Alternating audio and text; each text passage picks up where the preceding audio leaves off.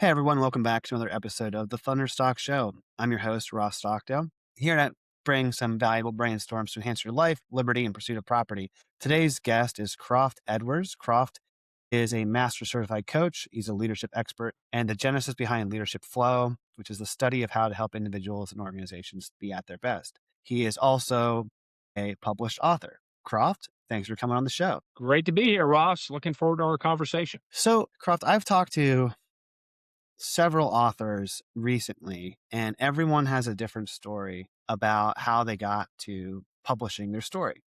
Mhm. So, is English and writing something that you always took a liking to as you were growing up in school, or was there something else that you kind of had your pull? I understand you have a military background. Yeah.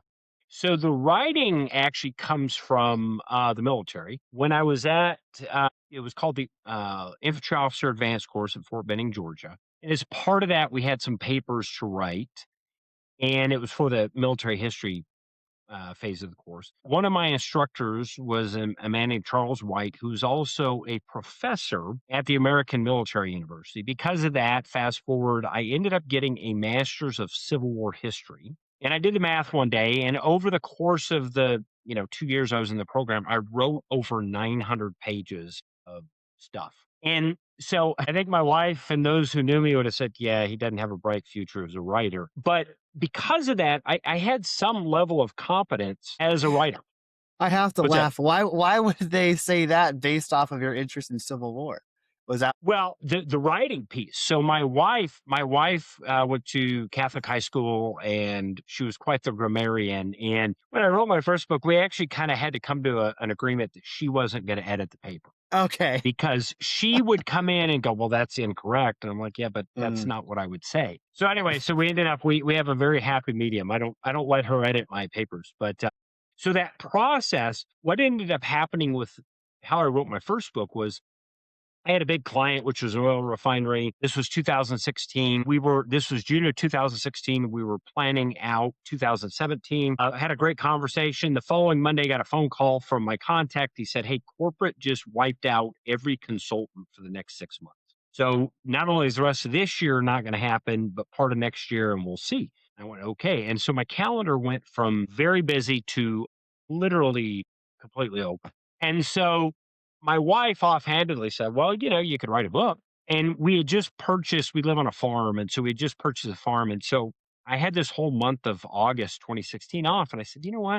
If I was going to write a book, what would I do? And I kind of went back and I said, well, I don't want to write the 400-page book on what leadership is that everybody else has written. But I was influenced by books like Who Moved Your Cheese or The Five Dysfunctions of a Teen, which are small yeah, stories. Patrick Lencioni. Yeah. And I said, you know what? If I was going to do it, I'd write a story Mm, for a couple of reasons. One is a story would be easier to write because I knew I wouldn't have to document everything and do all the research because in my background with all the military writing, I had a lot of research, a lot of annotation, all that stuff. Anyway, long story short, I just said, okay, what would I do? I went out on the farm, got a shovel, and I was the day out doing what I did. And I said, if I would write a book, what would I write? It was a story. And then it was kind of from there, I went, well, what would I write about? And I spent about 4 or 5 days, and I actually kind of wrote the book in my head. And then the following Monday, I got up, didn't tell anybody. I got up and I said, "Okay, I'm going to write chapter 1." I remember seeing a documentary on George Lucas and how he wrote Star Wars, and he said, "Well, you got to okay. have the wise old sage Obi-Wan Kenobi. You got to have the hero, blah blah blah." And so I basically just built a story. Where would the story open up? Well, it's a business story. It's going to open up in a meeting. And I went out and I wrote that chapter, put the book down, went out, did more chores, and then said, okay, well, what would the second chapter be? And the second chapter would have to be about the business, right? Or no, the second chapter was actually about the heroine. And then the third chapter and I just literally did that for a month and had the first book written. The second book, Really? yeah, and the first book is about 95% of what I wrote. I had a story editor come in and we had to do a few little Yeah. changes, but it was fundamentally just there. But it was funny back to my wife thing. It was in my voice. So it's more of a story. You can hear me in it, not Mm-hmm. always grammatically correct, and that's okay. Right. Right. Yeah. And then the second book, which is it's on coaching in the body, which is more of almost a little bit of a textbook. I had to take a little bit different path, which was writing chapters at a time, but some of them took, a month and a half to write. And so it ended up taking me about 5 years on and off. So that's the story of how I became a writer. It's a couple things I want to double click and ask follow up Yeah. on.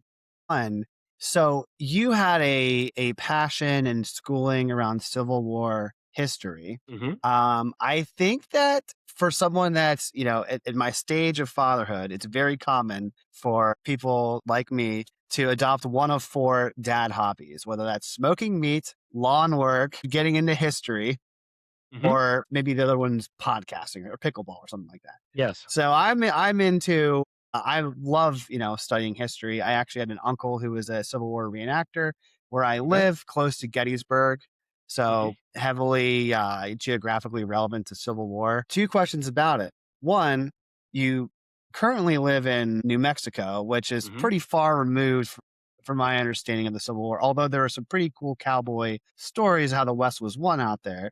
But what got you into the Civil War? Hmm. Why that conflict? And number two, what's something that most people may misunderstand or not know about it? Well, so I'll just start with the first one. There was actually a battle in New Mexico, the Battle of Valverde. Now, a little bit of a if there's Civil War buffs listening, I read when I did my Civil Wars master, I read over 90 books on the Mhm. US Civil War.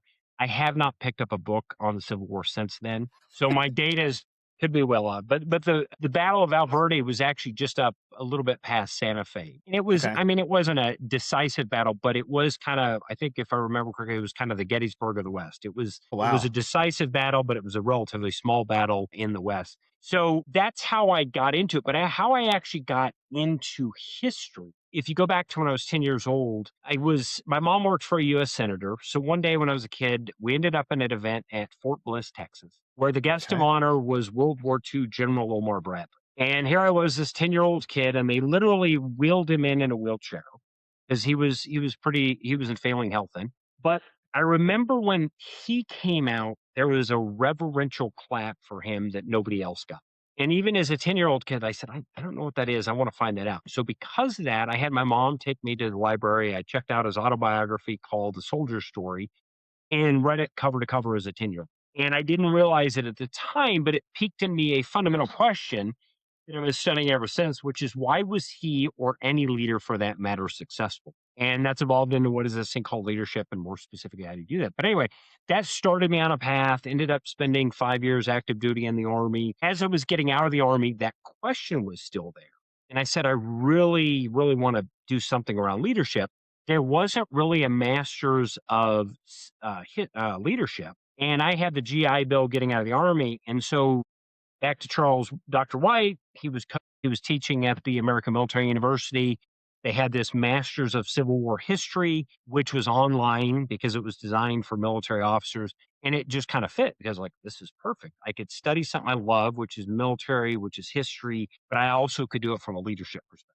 So it became I don't want to say default because I always found it so interesting. And so really got into it. But to your point, yeah, the average demographic of a Civil War history buff is, usually a middle-aged white male that, grows up around Gettysburg or someplace like that and goes and tours battlefields. So, yes. Well, the deeper reasoning behind, double clicking on that is because it seems like it was something that was formative and really enhanced and guided your career trajectory so much so that you read 90 plus books and wrote Yeah. 900 plus pages. That's not a little bit of work, it's a serious commitment. And then I love how there was that fundamental question you asked at 10. You're curious about what it makes a good leader. And I Yeah. think for years since then, you've been unpacking that and doing a deep dive into that. And I think it's an incredibly important conversation for everyone to listen to, specifically wrapped around the context of the military, which is, for all intents and purposes, the US military is one of the most formidable organizations of all time. I come from, military family, and I had a grandfather who is an officer that really set an example of what it means to Mhm. be a leader, but I can't say I pursued it academically to the degree that you did. So what are some of one last thing on family ties to military? I also have a brother-in-law who is active duty with the SEAL teams. Okay. And so, you know, growing up where I am from and my background, lots of friends have been military. And one thing that has been evident in conversations with them is how important it is to have good leadership, specifically in the military. How do you define good or effective or positive leadership? And then on the flip side of that, what makes something not a good, makes someone not a good leader? Well, so my background post Civil War history and all that is what's called as an ontological coach. And ontology is the study of being human. And so we actually have a definition, which I love because I feel like it's a very powerful definition of leadership. And we start with the idea that management is the authority granted to an individual by the organization. So an Okay. organization can say you are a manager. You can hire, you can fire, you can balance budget, all those things. We make the distinction leadership is the authority granted to an individual by the follower. So Interesting. only followers can see me as a leader or see you as a leader. I can have management position, but in management, what you're getting is now I'm going to get compliance. So Mm. I'm your boss and I say, Ross, you need to be here at 8 o'clock in the morning. And if you think I'm the biggest SOB and you don't trust me, blah, blah, blah, you're likely going to show up out of compliance. But if you see me as a leader, what's going to happen is you're going to give discretionary energy. You're going to go above and beyond because in me, you see a future that takes care of what you care about. So, not getting into politics, but if we look at current president, past president, right? Prior to this last election, half of the country roughly says Donald Trump, you're the Antichrist. Donald Trump, you're the greatest thing since sliced bread. Very polarizing. Yes, fundamentally, he's just a human being. Right now, Mhm. some people, oh no, he's not. Well, that you just revealed the authority you either give him or not, right? And so leadership is not something I can say I'm a leader because I can say that and people then might be laughing behind my back going, no, I'm only going to follow him out of curiosity to see what damage he does. Yeah.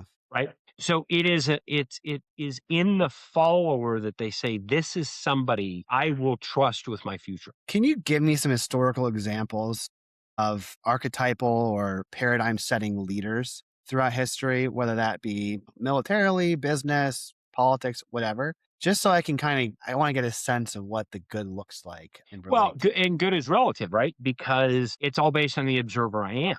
So, and we could pick Donald Trump. We could also pick Joe Biden. If I ask one of their followers, what is good leadership about them, they would say, oh, well, here's my list of 5 things that he did or does that I assess means he's a good leader.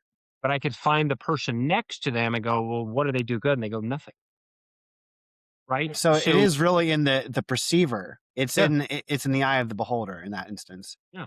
Right. And so it doesn't matter what the person does necessarily. It's what the follower says. Oh, I assess that's aligned with what I care about. So when I spend a lot of time in organizations looking at this thing called leadership, and I use that awareness a lot because, I've met some people, leaders, there we go. Oh my God, I will walk through walls for that person. Somebody else, oh, I won't walk through walls for that person. It's the same person. Right. And it's rare, though, the leader that truly, Gandhi was a great leader. There were probably people that thought Gandhi wasn't a great leader. Hmm. He was a nuisance. And so it's through the eyes of the follower that leadership is determined. And I enjoy that, or I like that distinction because now I can apply it to whatever the situation is. So I'm going to want more of a George Patton leader probably if I've got people attacking me, but I may not want him if I've got a situation where I need tenderness and love. Right? And it's just simply from the observer standard. There's a lot to think about and unpack, but I will follow up with what was your foray into the military like? Did you always know that that was something you wanted to be involved in? And then the follow up to that is what was it like to then start and operate for years and years, Croft and Company? Yeah. So another story. I was greatly influenced by my stepfather, who was a career Army officer, West Pointer, Silver Star in Vietnam, Army Ranger. But a little bit of backstory. My parents were divorced. My father was still in my life, and so he was a part of my life. But my mom met this Army colonel, and they decided to get married. And when he came into my life, I was the man of the house. And here's this bald Army colonel coming in telling me what to do. Whoa, wait a second. And I could tell some great stories about how we had some lines in the sand. And ultimately, using that distinction, he was more of a manager when I first met him. I wasn't going to do Okay. what he said. I'm just doing it because I have to, because he was bigger than me. But then in him, I saw a future And he became a very much a role model and a mentor. Fast forward, I went off to college in Michigan State. 2 weeks after I got to college, my stepfather, who I just absolutely adored, was killed by a drunk driver. And so I came home for his funeral, and I was in the backyard raking leaves about 4 days after he had died. And all of the sudden, it became crystal clear what he was trying to teach me. And that it was the most spiritual and alive moment I've ever felt. I was euphoric in the moment because it went and here I was, I just experienced at that point was the biggest grief I'd ever experienced, and yet it was so profound, and so all of the lessons he was trying to teach me just came alive, and I said, "Oh, I need to pursue the military," because I saw in him the duty, honor, country, the West Point, the honor, a The fabulous character person. development. Yeah. So I went back to college, enrolled in ROTC, and then graduated. 2 weeks later, I was on active duty in the Army. And it was very formidable because the Army is not something you can just call in and go, "Oh, yeah, I'm here." You have to experience the development as a leader. And I loved it, but I also knew it wasn't my final path. So I only spent 5 years on active duty and then ended up spending another 20 years in the National Guard and Reserve.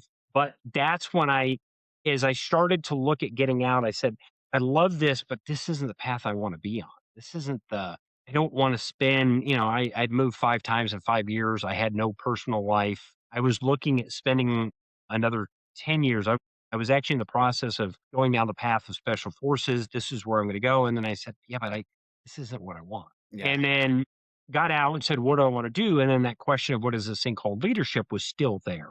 And then Right. that's how I kind of stumbled into finding this path. Want to touch base on the title of your first book and the liquid accordion, somatic and embodiment primer for coaching in, with, and through the body for coaches and leaders. Yeah. It's a unique title. Mhm. You mentioned the physiological response to the grief that you experienced and that realization of the aha moment. When I read the title of your book, but without, pretend that I don't know anything about it and I just read the Mhm. title, judging it by its cover, I'm like, this is a really in-depth view of how the phrase "the body keeps score" Mhm. explains the context around leadership. Can you tell me how you arrived at the title and what that means to you, specifically somatic embodiment primer for coaching? Yeah. So this journey as a coach, another story. First started down the path of being a coach, I'd been a quote unquote coach for 3 years at a palladium and platinum mine in Montana. Had 600 hours of coaching under my belt and said, you know what, I want to get certified. Started looking around, did a program at the Newfield Network out of Boulder. The year that I did it, they did a program at Villanova. So it was in the Villanova Executive Education Program. The only reason I did it was the Army was going to pay for it. And if we think about it, at that point, had gotten off of active duty. I was a captain in the Army Reserves, and there's a lot of arrogance actually around. Look, I'm a captain in the U.S. Army. If anybody owns the title to leadership, it's the U.S. Army, right? Mm, Because we have Grant, we have Eisenhower, we have Patton, we have all these people. So did this program, showed up, walked in the room, and literally said, "What the heck did I get myself into?" Because as I walked into this room, there was all these people that were so happy and they're dancing, and my body literally went like it was ready to go to combat because the training I had had taught my body that in these situations, when you don't know what to do, your body can actually protect you. So almost armored up, almost like I had a weapon and I'm going, okay, where are the bad guys shoot? But there wasn't any of those, but my body didn't know that. My body said there's danger. I'm going to treat this the way I know how to treat it, which is to armor up and deal with it. So fast forward to day 2, I'm in there. Julio Alaya, who's the founder of Ontological Coaching, is talking, and I realized my body was numb. And it was numb, not like it couldn't feel, it was numb like it was starting to feel. And I interesting. said, I don't know what this is, but I think I need to be here. So ended up doing it. But what was powerful was this idea of the body. As I went through program after program, though, there were several questions. It was almost like Jedi like that my teachers would be these Jedi and they go, well, you just do the body. But there was nothing that told me why, where, or how. And so fast forward 15, 16 years of learning this, exploring it, that led me to this idea of I need to write this book for people who were like me 15 years before wanted a place to start. Mhm. Back to your question of where did the title come from? The idea is that if you think about let's you and I as human beings, let's go to our very basic level, which is cells. And if we take one cell, a cell is fundamentally water, right? There's chemicals, there's hormones, there's all those things, but it's basically a cell. And if you think a simple example, just think of a water balloon. And this cell is reacting to its environment. Fundamentally, all a cell can do is expand or contract. And if we take a bunch of cells, say skin cells, all it does is form layers which expand and contract. Layers form tubes, expand, contract. Tubes form organs, expand, contract, think heart, lungs, all these things. So literally, we are this liquid accordion that Mm. as we're navigating the world, we're expanding and contracting to be with the world, be in relation with the world. So in my case, back to that original thing, my body went into a place where it said all of these sensors, and you think about the brain is part of a limbic system. The limbic system, all of the sensors are the body. The eyes, the nose, the skin, the mouth, the ears, the heart, the gut, the genitals, the hands, the feet. All of these systems collect data. And in my case, when I walked in that room, all this data said, "You're in danger, be prepared for fighting." Right. And Did we you ever do that. identify what that threat that you couldn't detect was? Well, logically, there's no threat. My Right. body said, wait a second. This is an environment where I don't feel comfortable. And I actually think what was happening is I was getting emotions, pheromones, all of those things were connected to my body. And I was getting data going, this isn't a safe place. You might have to Interesting. actually let your guard down. But my I body see. said, "Oh, no, no, no, no, no. I know how to deal with this." And Mm. so as we navigate the world, we're always this expansion and contraction. To sit up, my muscles contract, right? To type, muscles contract, expand, all of these Right. things. And I'm this liquid accordion as I navigate the world. Most of us, though, have been taught that we're brains on a stick. Mhm. Body is simply a tool to get us from A to B, right? But see, if I want to feel love, why do I get a heartache? Why do Mhm. I feel it in my heart or I get a gut instinct? Or why does a grandparent, when they see their grandchild, open their arms? They'll come here and hug them.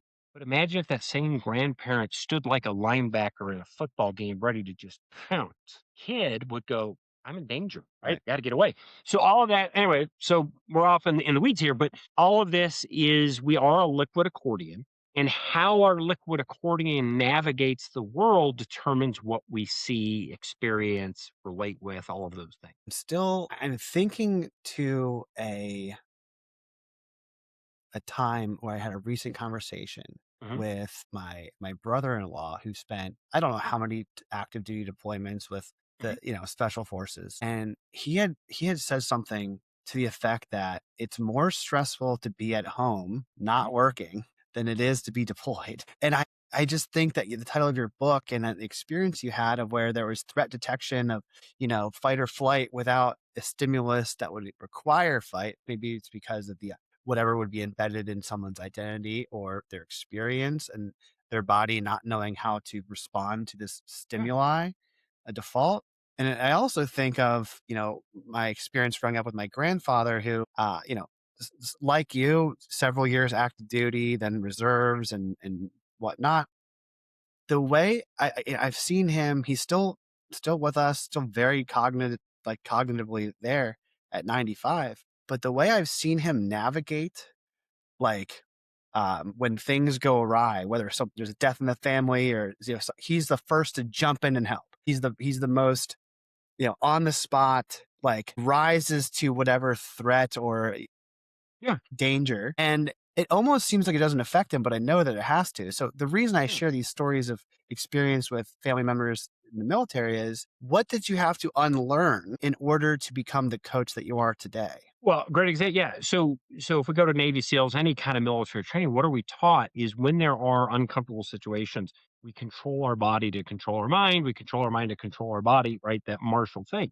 And then to your brother-in-law's point, so he's taught his body how to be comfortable in uncomfortable situations. So Navy SEALs is an example during Hell Week are thrown in the pool with their hands bound, their feet bound, and right, and they have to learn how to breathe slowly, go up, get air, come down. I'm assuming they still do that most of us would freak out. Why? Our body just isn't used to that. Inversely, though, if I'm deployed for years at a time, my body is literally in a state of like this, ready to go. And now you ask me to come and relax. My body goes, I don't know how to do that. I don't know how to be. So in my case, a lot of it was not so much unlearning, but allowing the space for more learning in different domains. Right. So that idea, my body was numbed, it was ready for combat, but Julio Aya, as he was speaking, my body said, "Wait, it's okay to relax. It's okay to be here. It's okay to feel emotion." Most when we get into deep transformational change with many people, where we start going is in emotions. Well, emotions live and are created by the body. But if I'm taught that we don't show emotions, and now I got to be in a place where I show 'em, my body goes, no, I don't know. I know how to do this better. I Mhm. know how to armor up. And so that then determines how I see the world. So we make the distinction. I don't see the world as it is. I see the world as I am. Right. So in my case, go back to that event, my body said in this moment there's danger. So my body said, okay, go hyper, just focus, act cool though. I acted cool, right? I got this. How hard could it be? But my body's going 1,000 miles a minute. I was just talking to one of my coachees, and her husband is a cop. And she said it was the same kind of thing. She said, we'll go to a restaurant and he's always so calm, but she said, "Last week there was a thing and there was a guy in the corner and I got a little bit nervous and I said, do you see that guy?" And he's like, "Yeah, I've been watching him for 10 minutes." Yeah. His body was already boom, right? Because that's what his body had trained to do. If I've taught my body how to love and be caring, right? I can do that. I'm very good at it. Mastery, so to speak, is can I navigate both?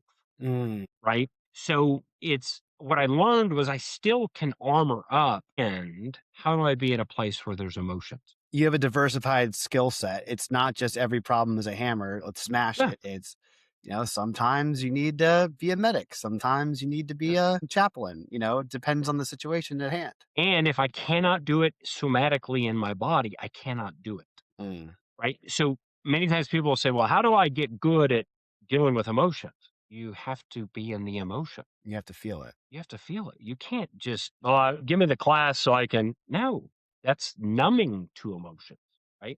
And so, if I want to get comfortable, so I've been in conversations where deeply profound emotions, and what I've learned, and I learned this through a lot of my training, is I can be with them, but I don't act. That doesn't mean I have to take them on, right? So, if somebody is grieving, I can very much be with their grieving, but it's not my grieving.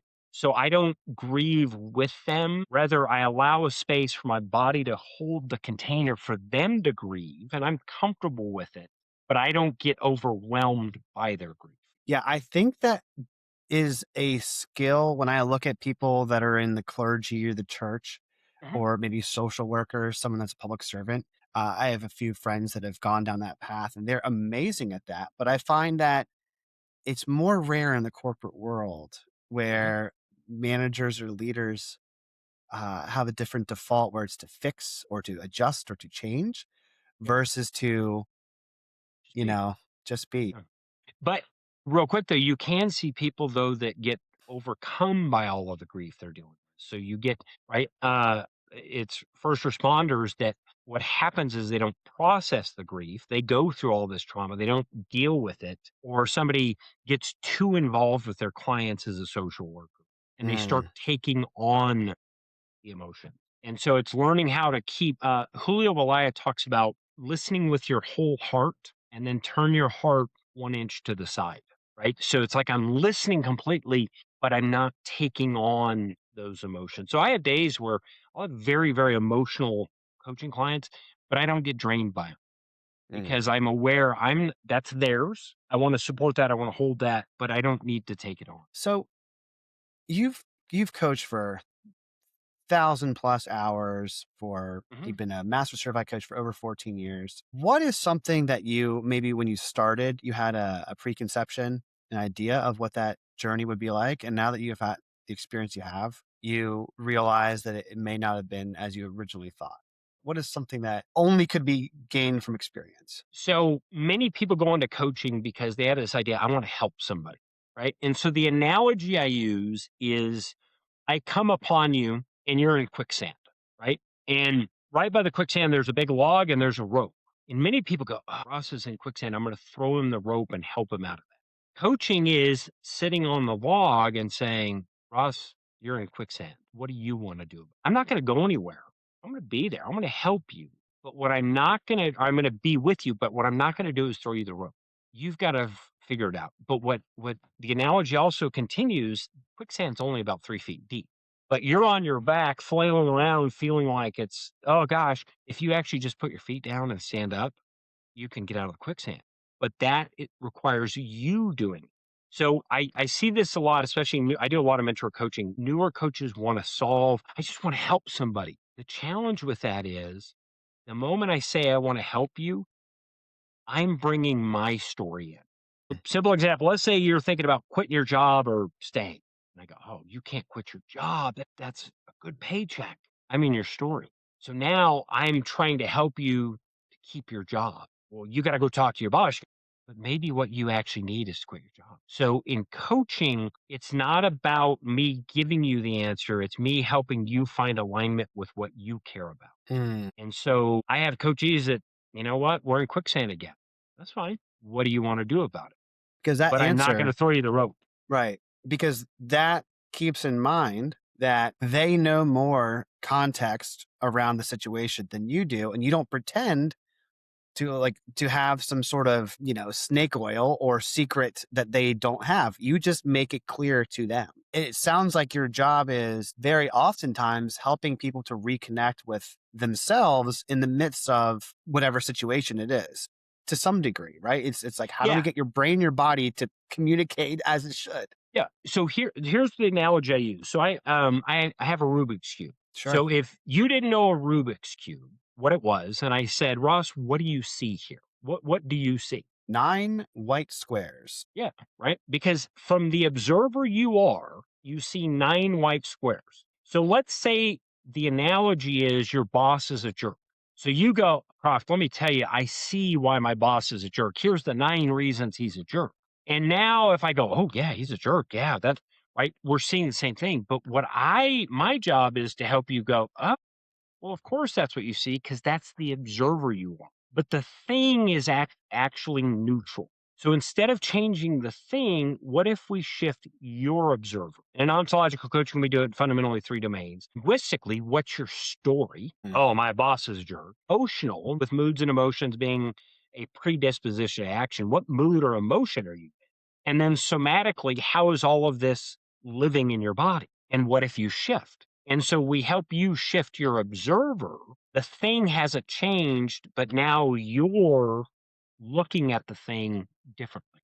And so now you can find a way to look at it and go, oh, you know what will serve me is to see the red and the yellow and the green.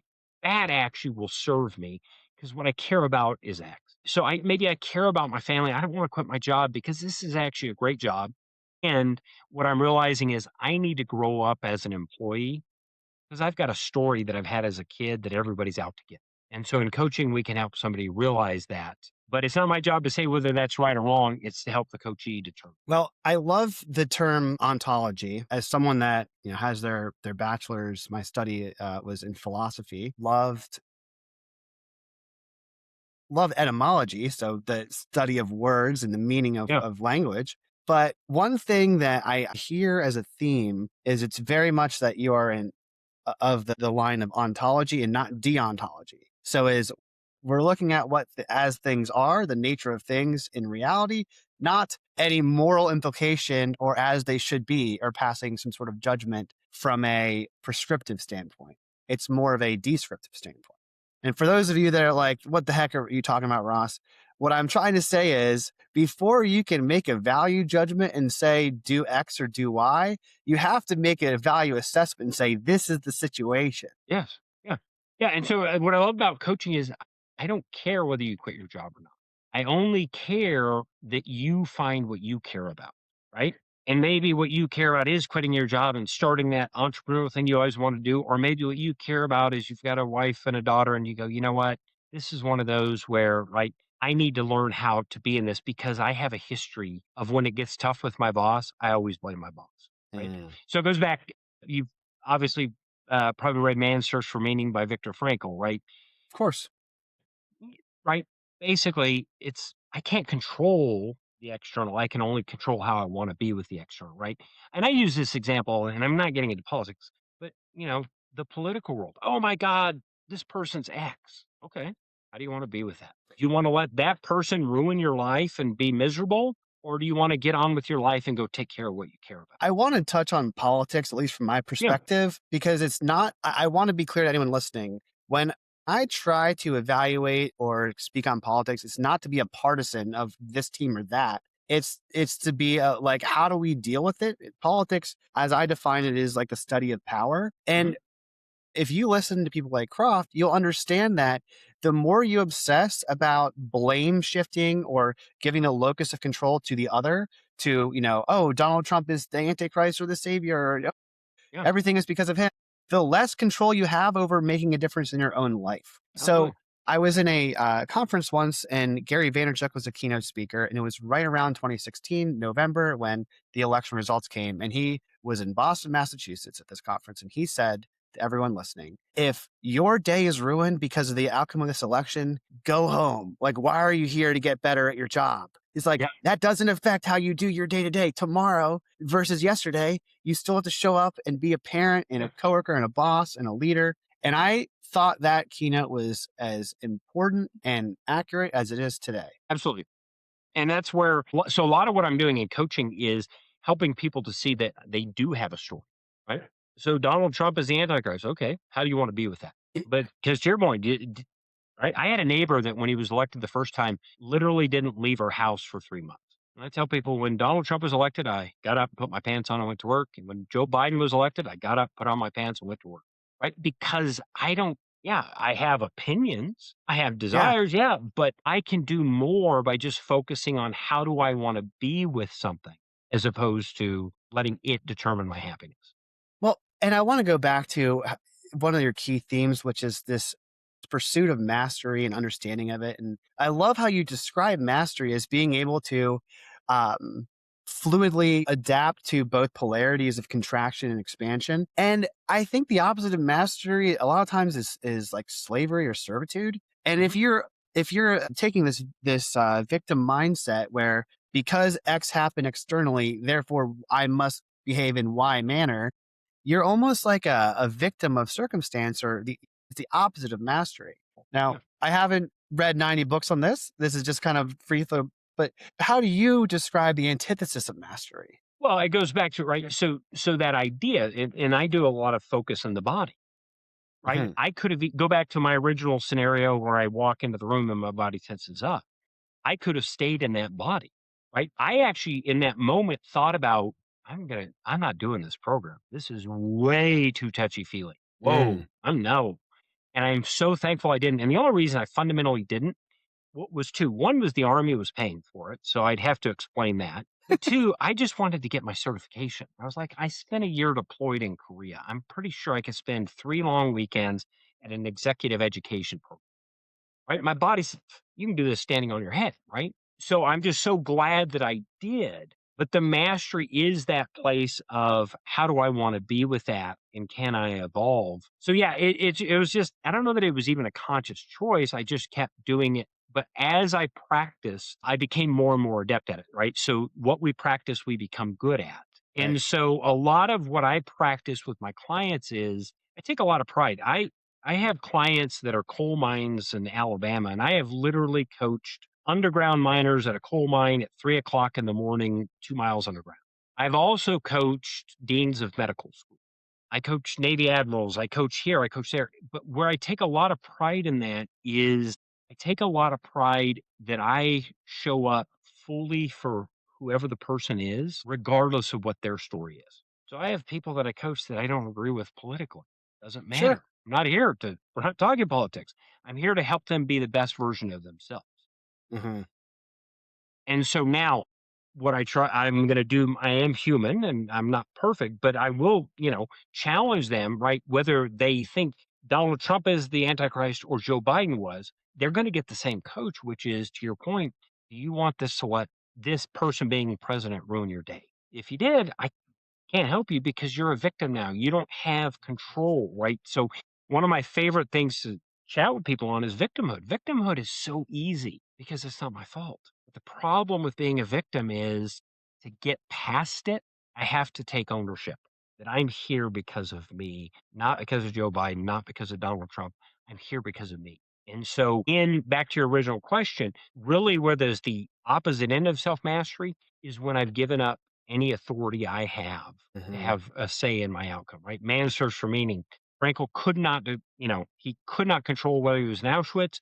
He could control how he was going to be. Yeah, I think the stoicism quote that I am most partial to, we Mhm. share a last name, the Stockdale paradox, which is to retain faith that you will prevail regardless of the difficulties, while at the same time confront the most brutal facts of your current Yep. reality. With James Stockdale's 7.5 year POW stint in the Hanoi Hmm. Hotel, I often think of situations and stories like he experienced, and not that it takes away any significance of any pain that I may experience, but it puts it in perspective that people have been through worse and gone out better. And if they can, then why not me? Obviously, every day is a pursuit to improve, and every day is an opportunity to try again. But when you hear stories like that, it's hard to not ask, and then what? To me as the coachee, not you, from your perspective as the coach. For me, it's like, wow, I'm really believing this story in order to have a defense mechanism or some sort of there's some reason for self-preservation why I would believe I'm a victim. But the more I'm exposed to stories like James and like that you've described, it just makes me think that people believe what they really want to believe, whether or not. And you kind of peel back the onion and say, well, why do you want to believe this? Is this really what you want to believe? You know? Oh, So yeah. Oh, go ahead. Well, in ontological coaching, we actually look. There's a gentleman by the name of Humberto Maturana who looked at the biology of cognition, hmm, and a lot of what he basically said was he proved, and I know very little of it, but the basic idea was is that we see what we want to see. We see what our stories say we see. So it isn't actually reality. That's our story. And those that persevere, Stockdale's a great example. They just have more powerful stories and say, I don't know how I'm gonna get out, but I'm gonna get out. right. And those that had the fatal optimism of, oh, I'll be out before Christmas, and then they were Yeah, repeatedly disappointed, they're the ones that didn't make it. It's the yeah, ones that didn't attach a timeline. I think that lesson applies to business, at least I've seen, is, at least in my own experience and people I've observed, it's like for those that wanted to make a certain amount of money within a short time period, they were most often disappointed. For those that didn't attach that urgency or that rush and just let it take shape, they often did more than they ever could have, would have expected in the beginning. yeah, You've got decades of experience with coaching. We're getting to the point of my show that I love, and I believe that there's no such thing as coincidence. The more I do these podcasts, Croft. yeah. So the leave a question, ask a question. My question for you is, what do you know now more surely than you knew a year ago? Okay. Yeah, I would say what I know now more is just trust, to your point, trust in the practice. So I've really recently spent a lot of my energy goes back to being a beginner and being open to practice. So whenever I do stuff, if I mess up, I just go, "Oh, I'm practicing and I'm not good at it yet." Right, keep trying. And that's been super, super powerful, and I would assess it's only come on recently, but the flip side is, knowing what I know now, I realize I've been practicing it for years, I just haven't been good at it till now. So that's what I've been practicing, being a beginner and practicing for the sake of practicing. Love that. What question do you have for my next guest without knowing who they are? Well, if we continue on this theme, I would say, do you have your story or does your story have you? So however you see the world, is that your story or does that story now have you and determine how you see the world? So it's kind of one of those deep philosophical ones, but that's all right. My background is in philosophy like yours. So it's kind of a great question to be in.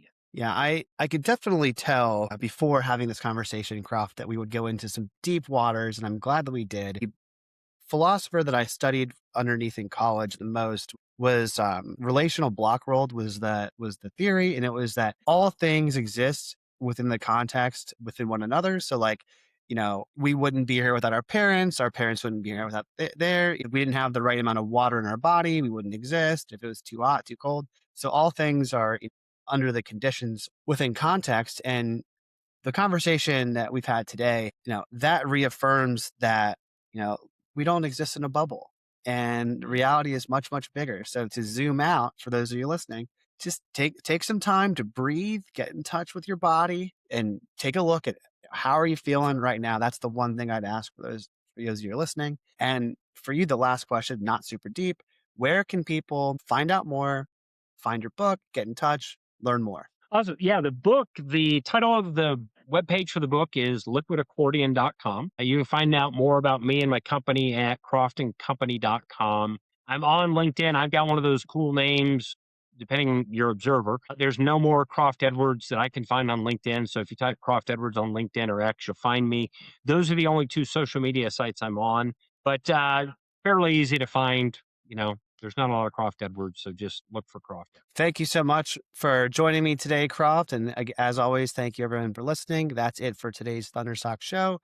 I don't run ads in the show, but the only thing I ask is if you found value, share it with a friend. Until next time, be well.